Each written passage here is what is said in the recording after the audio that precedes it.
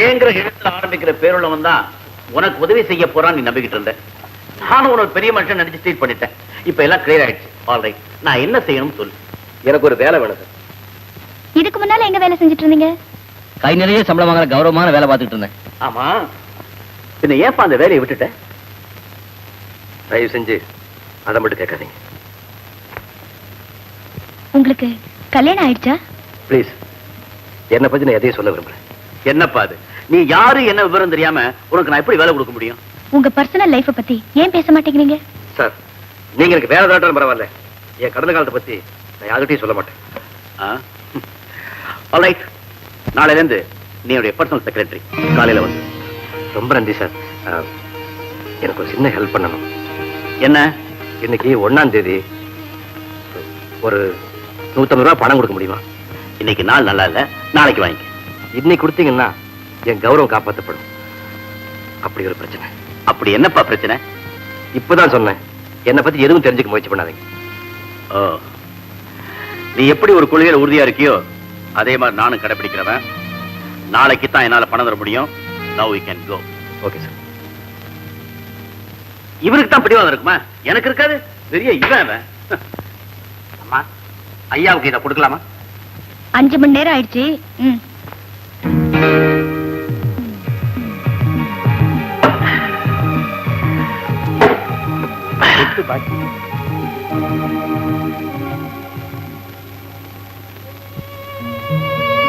அவன் கேட்ட படத்தை நான் கொடுத்துருக்கலாம் இல்ல? பாவம், என்ன பிரச்சனையோ ஏது பிரச்சனையோ இப்படி கஷ்டப்பட போறோட தெரியல. இப்ப மட்டும் ஒண்ணு கேட்டு போல. கரெக்ட். தெரு முனைய கூட தாண்டி இருக்க மாட்டான். நானே நேர்ல பார்த்து பணத்தை கொடுத்து வரேன். பாரு, நீங்க பாரு. நீ ஏங்க கேர்ஃபுல், வண்டியை சரியா ஓட்டிட்டு போங்க.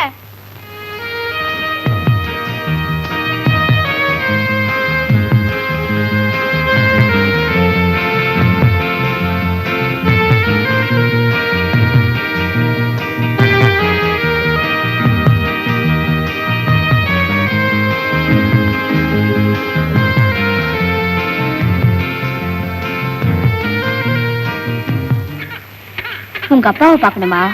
அழாதடா கண்ணா, இப்ப வந்துருவாரு. இந்தா.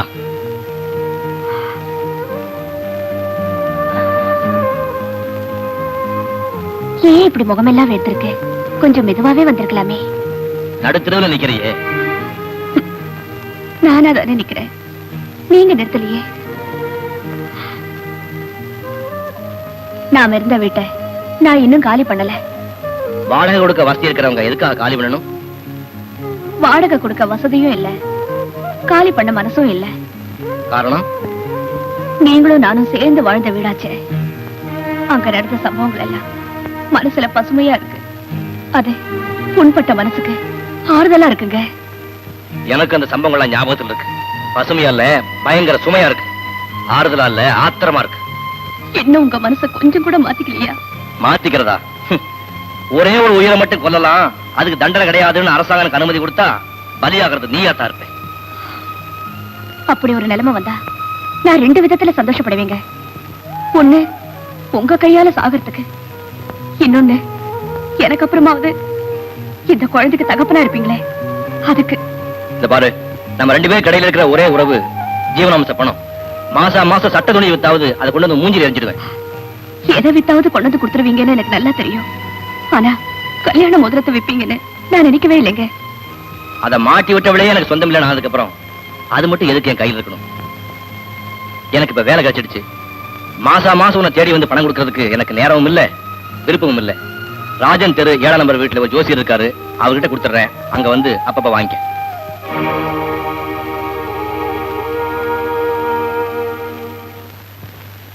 யாரு என்னன்னு தெரியாத ஒரு புது ஆளை இந்த வீட்டுல தங்க வைக்க நான் சம்மதிக்கவே மாட்டேன். அவர் யாரா இருக்கட்டும், என்னவா இருக்கட்டும், முகத்தை பார்த்தா நல்ல மனசனா தெரியுது. அவரை இந்த வீட்டுல தான் தங்க வைக்க போறேன்.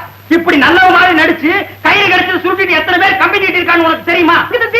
ஆமா தம்பி, வழக்கத்துக்கு மேல இவ்வளவு ஒத்துமையா அமைதியா இருக்கீங்க. இப்பதான் புயல் அடிச்சு ஓஞ்சிருக்கு, நீ வந்துட்டல்ல. பூகம்பம் தான் அது வழக்கமா அவங்க வீட்டுல ஏற்படுறதான். அது போகட்டும், ஒரு சந்தோஷமான செய்தி. எனக்கு வேலை கிடைச்சிருச்சு, அதுவும் நீ சொன்ன ஜெயலலிதா ஆசாய் மூலமா. எப்படி நம்ம எலிச்சு வச்சியா? அத்த காசம் எனக்கு உதவி செய்யணும். எதுவா இருந்தாலும் என்ன கேளு. உனக்கு என்ன பண்ணனாலும் தரேன். ரொம்ப சந்தோஷம். நான் மாசம் 100 ரூபாய் பணம் தர்றேன். என்ன தெரிய ஒரு பொண்ணு வருவா, அதை அவகிட்ட கொடுத்துடணும். யார் அந்த பொண்ணு? அது உங்களுக்கு தேவையில்லாத விஷயம். நான் சொன்ன மாதிரி பணம் கொடுக்கறது தயார்னா சொல்லுங்க, இல்லைன்னா விட்டுடுங்க. அவ யாராச்சும் இருக்கட்டும், அவளுக்கு உனக்கு காதல் எதில் இல்லையே, என்கிட்ட சொல்லிட்டுப்பா. அப்பதான் எனக்கு மனசுக்கு நிம்மதியா இருக்கும். அது பத்தி மட்டும் யாராவது கேட்டீங்க, இனிமே இந்த வீட்டு வாசப்படி மிதிக்க மாட்டேன். தப்புப்பா, ஒண்ணு கேட்க மாட்டேன். வெந்நீர் போட்டு வச்சிருக்கேன், போய் கை காலை கழுவிட்டு வா. என்ன சட்டை? வெந்நீரா போட்டு வைக்கிற வெந்நீர், அதுலயே அவனை முக்கி எடுக்கிறேன். முக்கிய இருக்கிற மகானே பாரு. எனக்கு இருக்கிற கவலை என்ன, அந்த 150 ரூபாய் வாங்க போற பொண்ணு யாரு, அவளுக்கு இவனுக்கு என்ன உறவு, அவ யாரா இருக்கலாம்? ஓ நிம்மதியை கெடுக்க அவ, ஏன் நிம்மதியை கெடுக்க இவன். எனக்கு வர்ற கோபத்துக்கு கல்ல எடுத்து நசுக்கிக்கலாம் போல தோணுது. யோ, என்னையா நெசமாவே கோச்சுக்கிட்டியா? யோ, நான் படபடன்னு பேச அவ்வளவுதான்யா. உன் மேல எனக்கு எவ்வளவு ஆசை தெரியுமா? யோ, எனக்கு அது ரொம்ப தன்னானே நானே தன்னானே. நெசமா படாதையோ, நல்ல படம்.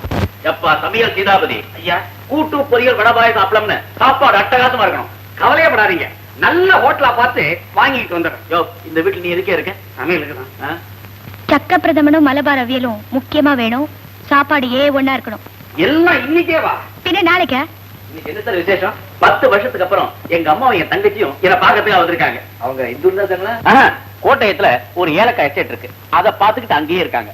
இத்தனை நாளா இவங்களுக்குள்ள வெறும் கடித போக்குவரத்து தான். அம்மா அன்னைக்கு பார்த்த மாதிரி அப்படியே இருக்காங்க. தங்கச்சி தான் மதம் வளர்ந்துட்டா. ஆனா என் தங்கச்சிக்கு தமிழ் சுட்டு போட்டாலும் வராது. கேரளாவிலே பிறந்து கேரளாவிலே வளர்ந்துட்டாளா, மலையாளம் தான் நல்லா பேசுவா. அம்மா எப்படி? ஐயோ, தமிழ் பிரமாதமா பேசுவாங்க. ஆனா அடிக்கடி ஸ்பெல்லிங் மிஸ்டேக் வரும். சந்திரா, சந்திரா. சேட்டன் என்ன விழிச்சோம்?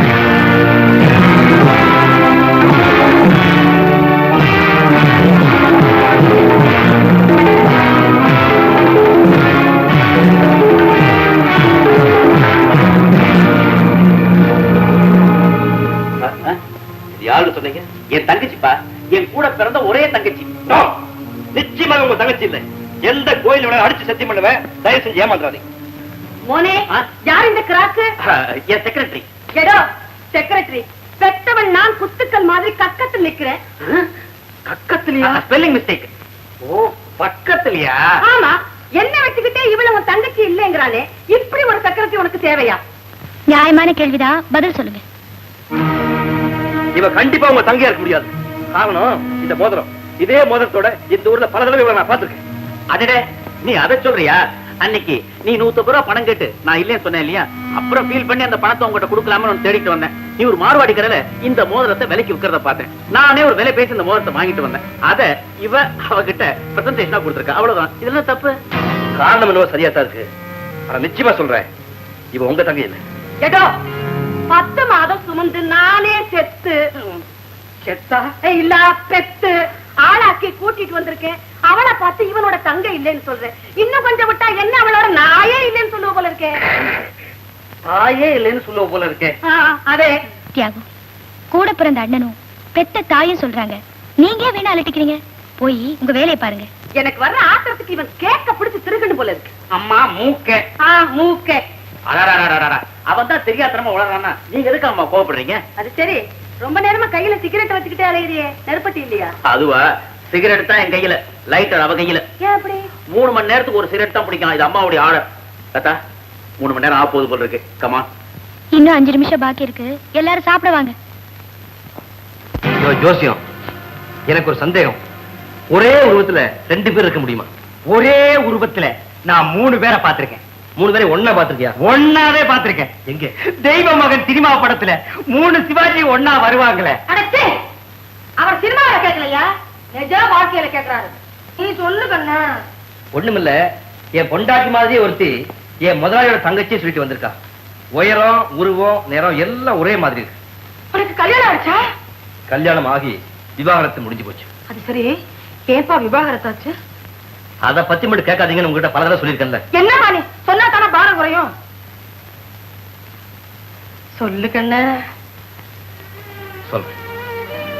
சின்ன வயசுலயே தாய் தகப்பன் எழுந்துட்டேன்னா சொந்த முயற்சியில படிச்சு பட்டம் வாங்கி ஒரு நல்ல உத்தியோகத்துல சேர்ந்தேன். ஆபீஸையும் சரி, வெளியிலயும் சரி எனக்கு ரொம்ப அடக்கமானவன்னு பேரு. சார், ஆபீஸ் முடிஞ்சதும் உங்களை முதலாளி வீட்டுல வந்து பார்க்க சொன்னார்.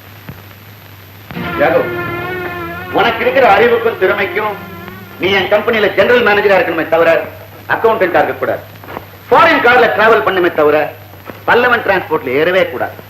5 ஸ்டார் ஹோட்டல்ல பணக்கார நண்பர்களோட பழகணுமே தவிர ஒரு சாதாரண உடுப்பி ஹோட்டல்ல 300 ரூபாய் சம்பளம் வாங்குற கிளாஸோட நீ பழகவே கூடாது. என் மேல நீங்க வச்சிருக்கிற மதிப்புக்கு நான் ரொம்பவும் கடமைப்பட்டிருக்கேன். அதே சமயத்துல என் வருமானத்துக்கு ஏற்ற வாழ்க்கை சார் நான் வாழ முடியும். வருஷத்துக்கு பல லட்சம் ரூபாய் டர்ன் ஓவர் ஆன ஒரு கம்பெனி, படிச்ச நாகரிகமான மனைவி, 10 கிரவுண்ட்ல ஒரு பங்களா, ஏராளமான சொத்து சுகங்க, இத்தனையும் கொடுத்தா வேணான்னு சொல்லிடுயா? கொடுத்தா வேணாம்னு சொல்ல மாட்டேன் சார். கொடுக்கறதுக்கு யாராவது வந்தா தானே. நான் கொடுக்குறேன் சார், எனக்கு ஒரே பொண்ணு சோபா, அமெரிக்காவில் படிக்க வச்சேன். பெரிய வீட்டு பிள்ளைங்க உனக்கு எனக்கு போட்டி போடுறாங்க. ஆனா அத்தனை பேர் வாயிலே விருச்சின்னு அர்த்தம். ஒவ்வொருத்தருக்கும் 9 கேர்ள் ஃபிரெண்ட்ஸ். உன்னை நான் ரொம்ப நாளா வாட்ச் பண்ணிட்டு இருக்கேன். உன்னுடைய ஒழுக்கம், தன்னடக்கம் எல்லாமே என்ன ரொம்ப கவர்ந்துருச்சு. உன்ன மாதிரி ஒரு நல்ல கணவனை என் மகளுக்கு தேர்ந்தெடுத்தா நான் ரொம்ப நிம்மதியா இருக்கேன். வந்து சார், நீ பொண்ணை பாருங்கல்ல, நான் கூப்பிடுறேன். Shobha. Yes daddy. This is Thiyagu, நம்ம ஆபீஸ்ல அக்கௌண்டன்டா இருக்காரு. Hello mister Thiyagu.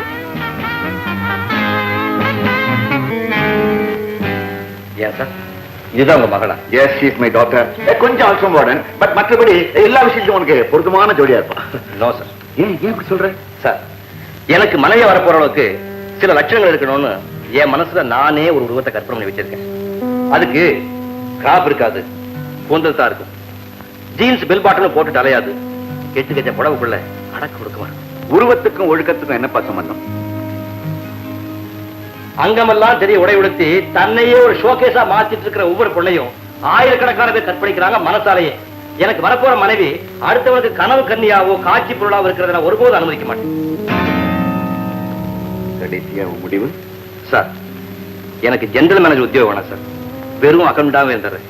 Foreign car வேண்டாம், பல்லவன்லயே போயிடுறேன்.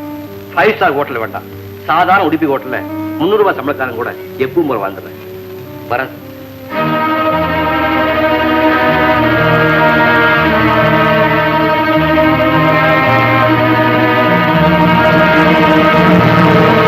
அவ்வளவு வசதியான இடத்தை வேண்டாம்னு சொல்லிட்டியே, உன் வருங்கால மனைவி எப்படி இருக்கணும்னு நீ எதிர்பார்த்த?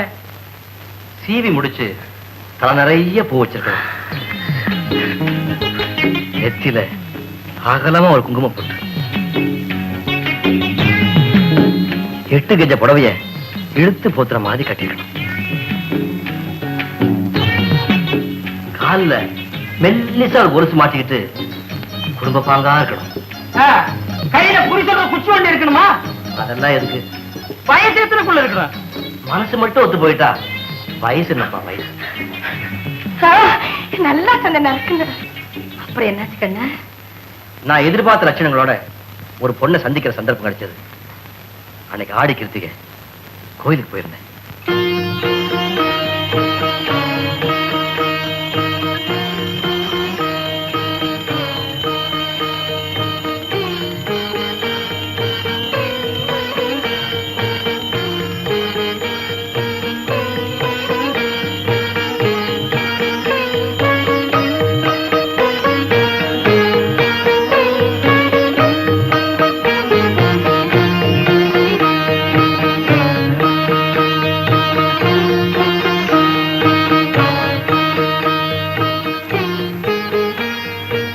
தங்க எப்படிமா இருக்கா?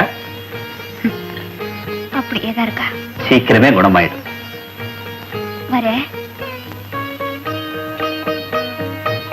சாமி, தட்டை மாட்டி கொடுத்துட்டீங்களே. அடேடே, எவன பெருசுக்கா உன் தட்டை அந்த பொண்ணுகிட்ட கொடுத்துட்டோம் போல இருக்கு. என்ன பண்றது? கவலைப்படாத, பக்கத்து தெருவில் 15ஆம் நம்பர் வீட்டுல தான் அந்த பொண்ணு இருக்கா. போற வழியில இதை கொடுத்துட்டு உன் தட்டை வாங்கிக்க. தப்பா நினைச்ச மாட்டாங்களா? அதெல்லாம் நினைக்க மாட்டாப்பா, சங்கமான பொண்ணு. கேட்கறதுன்னு தப்பா நினைக்காதீங்க. அந்த பொண்ணு கல்யாணம் ஆயிடுச்சா? காலகாலத்துல அதை நடத்தி வைக்க வேண்டிய தாயும் தகப்பனும் காலமாயி ரொம்ப நாளாச்சு. கைகால் விளங்காத தங்கச்சி வச்சுட்டு அந்த பொண்ணு பண்ற கஷ்டம் இருக்கு, சொல்லி முடியாதுப்பா. அப்படியா? அப்ப வருமானத்துக்கு? லட்சுமி, சரஸ்வதி, அம்பாள்னு படங்களுக்கு மாடலா போய் போஸ் கொடுக்குறா. 50 100 கொடுப்பா போல இருக்கு. அதான் எங்கேயோ பார்த்த மாதிரி இருக்குன்னு நினைச்சேன். இப்பதான் புரியுது. அந்த பொண்ணு விஷயத்துலதான் பகவான் கண்ணை திறக்கணும். நட்சத்திரம் புனர்பூசம் கிருஷ்ணமூர்த்தி.